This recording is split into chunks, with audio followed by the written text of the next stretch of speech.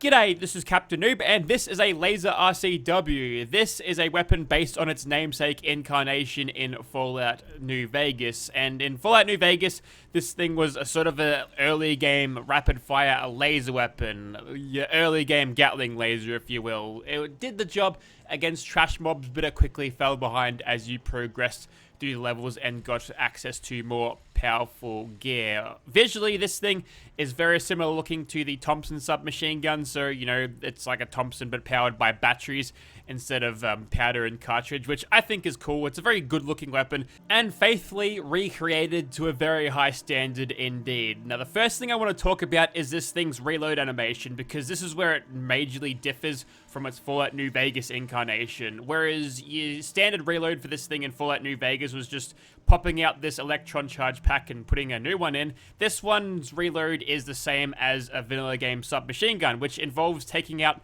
this whole entire condenser drum assembly and then pulling the charging handle like you would, you know, pulling the bolt back or resetting the chamber, which, you know, you could argue doesn't make a whole lot of sense, but I don't actually mind that. It works for this type of weapon because it is basically a laser Tommy gun. It also gives you a little bit of a link between these two weapons because they're very similar, but one's sort of high-tech and energy, so getting that little bit of a nod to the original submachine gun from this game, I don't think is too much of a problem. That's kind of cool, but if you're a stickler for those finer details, you might have a problem with that. Okay, this is important, so listen up. If you are a player of the old-gen version of Fallout 4 and download this mod, install it into your game, you'll probably find that you will find this thing in-game, or you might see it in-game, but it's completely invisible. It doesn't show up. That's because all of the assets are packed into archive files that the old version of Fallout 4 cannot read. So what you need to do is download this tool right here on screen.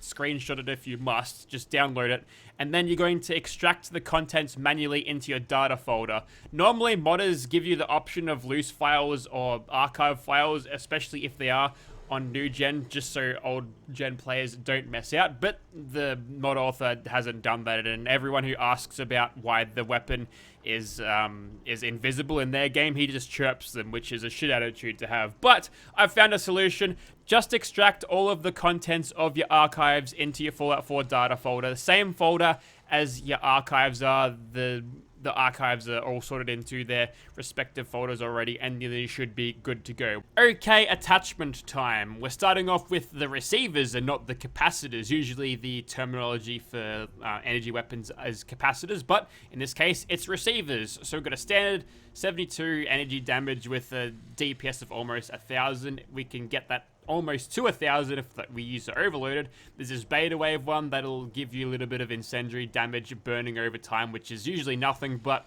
it looks cool, and if you shoot something in the dark, they're going to light up and be easy to spot, so there's utility there. Also getting a little bit of range out of that as well, but the gamma radiation receiver gives you a little bit more damage and a little bit of extra radiation on top, so human enemies that you shoot with this, if they're legendary, they won't regenerate, and, well, you can do a little bit of extra damage with rads. It's not a war crime if there's no gunners around left to report it. Next, we've got the barrels, and you can extend your range. The model stays the same, but you can up the wattage of your barrel, and that'll increase your range and also accuracy. Very good to have. Next, we've got the stocks. We've got a short stock on right now. You can have a full one or recoil dampening stock. This one requires gun nut rank 2, so yeah, make sure you have that before you attach that one, otherwise you won't get it.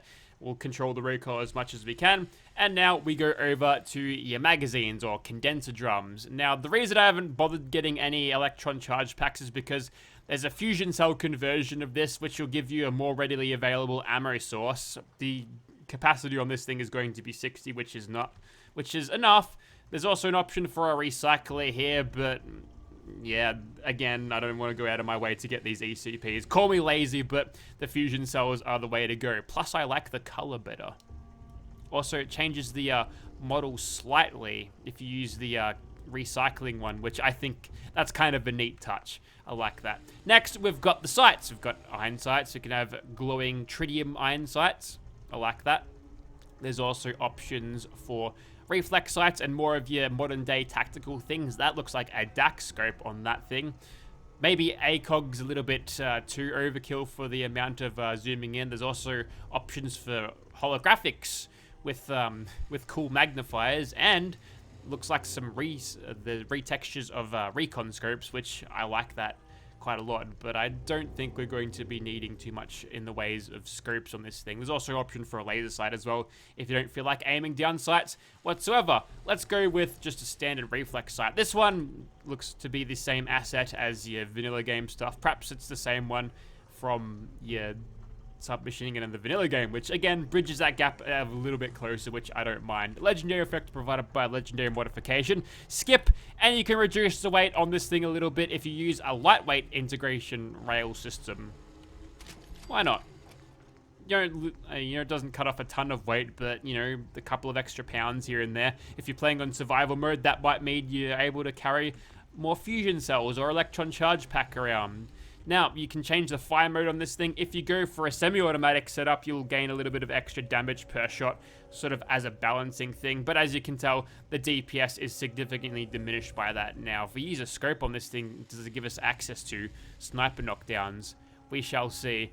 Doesn't increase the range of this thing. It'd be cool if it did, just so you could use it more over range, but no, just automatic or semi-auto. And you've also got a voltage converter. This one's pretty much like your standard extraneous damage modifiers, but there's a little bit of extra flavor behind this thing. So what I'm going to do is I'm going to give it the beans a little bit here. I won't go too high because 3000 DPS I think is a little bit too much. Perhaps we'll settle for 1800 watts. Now, the reason I'm doing that is because this number right here, before we even hit enemy armor, it's going to be hit in half. And then the way the energy damage works when it comes to using... Ooh, that's got electricity in it now. Look, it's moving. That's cool. There's a little bit of extra moving parts there. We'll investigate that one a little bit later, but where did that come from? Oh, it come from the voltage converter. Very nice. Very good. Again, very good looking weapon. It's a beautifully well made. It's a work of art. But yes, we won't go too hard on that thing. But yes, enemies soak up lots more damage. Energy weapons aren't calculated right, and we're gonna overcompensate for that one maybe. But I feel like this is going to be a nice little compromise there, where I get enough power, but I won't be blowing everything away. But time will tell. Perhaps I'm underestimating what this thing can do. So let's find out if I'm correct or not. The laser RCW is injected onto the level list. I wasn't able to ascertain what level it starts spawning in, so level 0, I guess. You might have to experiment with yourself and see if you can find this one early game, but there's a legendary one out there somewhere, so we're going to find it, and it's in a pretty low-level spot too. The legendary variant is located at Wicked Shipping, which is a very easy place to get to, very north of the map. It's just a bee's dick away from Sanctuary Hills itself. Be on the lookout if you are low level. There are some ghouls in here, including some roamers, and they'll mess you up if you're like level 1 or 2. One of them spawns directly under this trailer. The trailer in question is locked at expert rated, but if you don't have that perk yet, you can simply go into this room and you can find yourself a key here next to a Grognak the Barbarian magazine. This should allow you to open up this trailer with no problems whatsoever, and inside this trailer you'll find a weapon chest with no spaces or anything. So unlock that thing and you'll get yourself some Day Tripper, Electron Charge Packs, Feel Fruta, and whatever that is. I can't read that. Anyways, it's got the Furious legendary effect, very strong for a weapon of such a high fire rate. You've also got nuclear quantums and pulse grenades and a bit of Wonder Glue too. It's a very stacked weapon chest, but that's how you'll find it. And if you want to get even more out of your Wicked Shipping key, there is another truck Wicked Shipping trailer that is located near the South Boston military checkpoint, right about there on your map. You can't miss it, and there's actually a couple of stealth boys in there if you are so inclined to brave the southern ends of the map at an early game. But yeah, that's how you get it. Okay, welcome back. Immersive Gunners Plaza awaits. Here is our laser RCW in first person, aiming down the sights. It's a red dot instead of the standard vanilla game green dot. Also, you might notice orange laser beams, good attention to detail. There's the real animation. I've got quick hands, or is it fast hands, so you can barely even notice that it's a vanilla game. Anyway, so here's sniper status. I've got this one tuned up to 2500 watts just to offset the lack of damage, and for some reason this magnifier attachment gives you a scope overlay. Now with a semi-automatic rifle type weapon, that tells me that I'm going to be able to get sniper knockdowns with this thing, so isn't that great? Possibly playing this thing outside its intended role, but you know what? I don't hate it. And lastly, we've got our super recycler furious thing. This one's just got a reflex, or the holographic sight with the magnifier folded down. That is definitely one of Dak's sights. Anyways, that's what they look like. Oh, third person, of course, yes. You also might notice that we're wearing some Fallout 3 spec Raider armor. I kind of like the art direction for the armor of the Raiders back in the day. They sort of had that Mad Max vibe to it. They sort of got lost in the transition to Fallout 4 and then would go on to be Fallout 76. So I can appreciate that. I think that was one of their direct sort of inspirations. Anyways, let's begin. That's a sniper knockdown, baby, and since we're not detected, I guess we'll just keep on going. We're gonna chew through our AP pretty quickly here, but what I should be doing is hitting turrets. We're gonna try again for a Grim Reaper sprint. No, wasn't meant to be. But, you know, despite this thing not being a particularly, well, stereotypical sniper weapon, it can still hit pretty hard, and we're still in caution. Okay, now it's on. For reals this time. Speaking of leveled list versions, there's one right there. So gunners are packing this sort of heat, which I think is kind of cool. Now that the damage isn't being quite flattered by the sneak criticals, we're getting a more fair shake of what this thing's damage can do. And I'm happy that I've got this one tuned all the way up to 2500 watts of extra power. Because although it's not, you know, we're not crushing them, it's doing a competent job. It's fine. That better not be a flashbang. No. Sounded like a cryo grenade. I think I'm using the wrong version here. Let's go over to our glorious automatic one with a reflex sight. Try to get some gun through streak built up. I don't think that's going to happen. Maybe adding a crit to the mix might help us. We should be on full crits now. Just ran out of AP. Usually energy weapons are slightly more efficient with their AP usage. That's sort of been one of those rules in Fallout 4 from the very beginning, I believe, but not really reflected here. Might be too strong if it was too good in VATS, but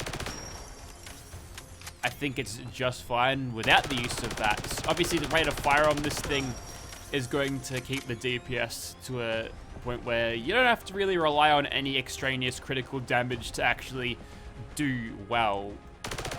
And I don't mention this all the time, but I am fighting a far beyond any vanilla game number of Commonwealth gunners here, so it's not like this thing's struggling at all. It's actually doing pretty well. Balance-wise, I'm happy to say that it is feeling good. Very good indeed. Crits away. Just not securing enough kills, or getting a little bit unlucky with our Grim Reaper sprint rolls to not keep the gun foo streak going, but it's fine. Let's go over to our Furious version. Just in case you needed something dead even faster. If you get enough hits on these guys, eventually the damage will stack to a significant amount where we can take down even the strongest of things. Where are they getting all their cryo grenades from? Must have hit an Institute supply convoy or something. Is it just me, or is this sight too low? I think it is, you know. It is. So we got to aim with the top of the ring there to actually hit our targets. Center mass will do you fine, because if you're not too far away, you'll go for headshots if you're aiming for center mass, which I think that's helpful. Give them the old Battlefield 3 Scar L treatment. Aim for the balls and let the recoil do the rest. So that one's got a fish. We don't have to worry about her anymore. But yeah, we're not particularly struggling with this thing at all. It feels good. I think compared to a vanilla game Gatling laser, it is doing a much better job with superior damage. And this is the kind of power that you used to be able to get with energy guns in previous Fallouts. Like, you look at the Gatling laser back in Fallout 3 in New Vegas, it just crushes everything with the greatest of ease. But in this game, it just kind of lame. It sucks. It looks cool though, so it's got that going for it. If you look very closely, you can see the reticule's a little bit off with the middle of that prompt box for the intimidation thing. Gotta say, that's sort of the best part about that perk. If you're aiming down sights and you can't really see what you're shooting at, you can just have the center of your aim based on that little prompt box, and that does it pretty well. Anyways, we'll pop over this. Well, now one thing I didn't show with the semi-automatic version of this thing is that since it uses video game animations, the animations for this thing they're not very good in when you're shooting with this thing semi-auto style. So that's why I'm really glad they've given you this overlay scope, so you don't have to worry about the visual recoil of the weapon literally kicking in front of your crosshair. So yeah, that's good that option's there, but wouldn't recommend using a semi-automatic version with, say, a reflex sight or even this holographic. Also, it works with classic holstered weapons, just like that. Looks pretty good. It's weird seeing Kylie in such dark draper and just boring colors. She usually wears bright and colorful things. Okay, there's this one. We've moved on to Raider Sadist armor, which is the one that they've remade in Fallout 76, complete with the hands that you see just on a waist there. But yeah, this one looks a bit different. The previous one was the Raider Badlands armor, which I think Badlands and Pain Splack are the ones that look the coolest, most Mad Max inspired, because the one that's covered in splacks, I just think that's really cool. Anyways, so whilst Swan's distracted on those guys, I'm going to hit him with some furious damage just to see what we can do. Probably adding some most unnecessary criticals there. You might notice there's some lightning bolts surrounding him. That's just a little bit of extra damage from the electricities, so that's kind of cool. Just a little bit of a flavor thing there. And before you know it, he's already dead, and we can move on to the next monster. What did our friend Mr. Swan drop? Bloodied pipe wrench. Well, you can keep that. In fact, you can stick it up your entire ass, because finish things off at West Everett Estates, and we've found a third outfit. This one's the actual Raider Pain Spark armor that I was talking about. It's the cool Mad Max thing. It's all leather and there's splacks all over. It's a very sharp outfit indeed. And in case you're wondering, the CBB conversion of this, there's nothing underneath those calanders. So we'll just keep ourselves in third person, or we might trip some YouTube censor nonsense, and you don't want to get on YouTube's bad side, biting the hand that feeds you or allows you to express yourself creatively, I suppose. So don't do that. So we'll start off just by doing a little bit of sniping. Totally whiffed that one on the way in. Still in caution though, but looks like our AP will run out. We'll just hop over the car fort here and begin taking out the mutants, wherever we might find them. This is some advanced pathing that is totally over their Bethesda AI heads. There we go. This is some proper stealth commandoing. We're definitely getting the snake criticals, hitting them for multiple hundreds of damage. But all good things must come to an end, because now it is time for the actual fight. So these guys are sort of middle of the road super mutants, so we're getting through them pretty easy, to the point where, well, what's left over here? We don't want to leave anything aggroed, but that thing might actually be on the outside of the fence. Nope.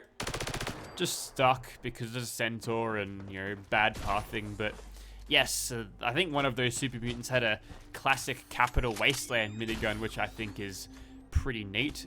But we've got to stay sharp here, because there is a couple of turrets around, and I think there's a super mutant that wanders around there.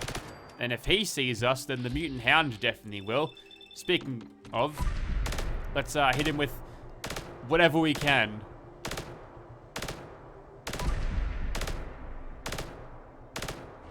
Well, that wasn't too successful. And now we're in a bit of strife. Luckily, we can sit up here. Never mind, he can actually reach me.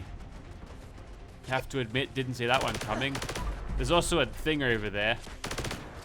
Must be one of those concept art centaurs, because it almost looked like a Snallygaster from the rear.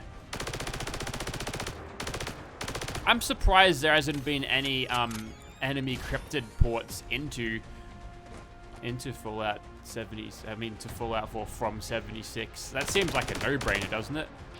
Like, you could have like cool Wendigo fights, actual Wendigos, and not just overgrown feral ghouls. And Snallygasters, they're pretty cool, right?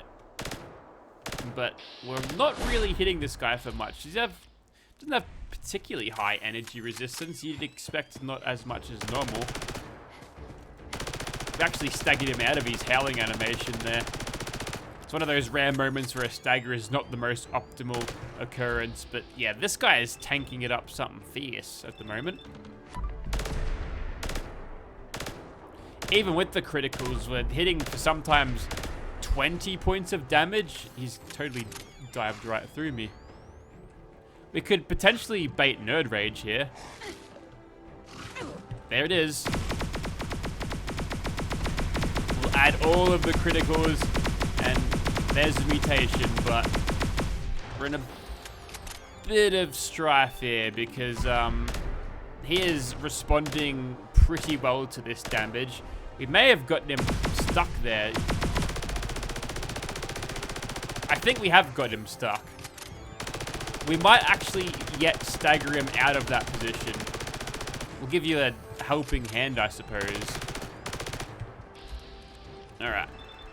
We're almost done here. That Nerd Rage was timely because I would have gotten all of that extra damage from Destroyer Vacator as well, because to my knowledge, I don't think I've actually gotten down into Nerd Rage. Perhaps some alternating between... Whoa, that was close. Too close. Alternating between the... We've got to use this fence to our advantage. Between sniper knockdowns and full auto fire. Hey, we're hitting harder now. Weird. Ah, there's the centaur. Come back. Great news. Could use that for a bit of gun food damage, but there we go. With that last disintegration, we can kill bosses with this thing without the use of cheesing with the Furious Legendary effect. That's what the centaurs look like.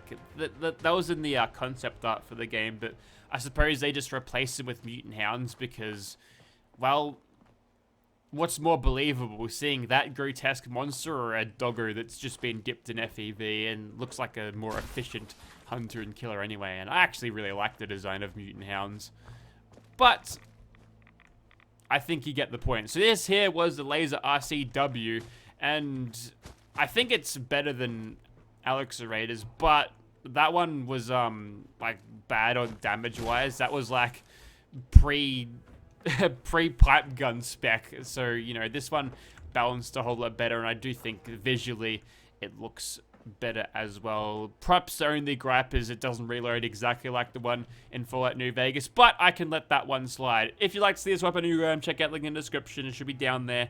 Recommend it if you're into New Vegas or you've got a nostalgia hankering for some good old-fashioned laser blasting. But don't forget that you need to extract the contents of it or get like a backported BA2 support, but there might be stability issues with that. I think it's just the best if you extract the files into your data folder and do that, and just less chance of failures down the road. Also, this is Capital Wasteland Raiders, and that's what it is. Couldn't find any Fiend Helmet mods out there, so we've gone without the helm today, but I think you get the idea.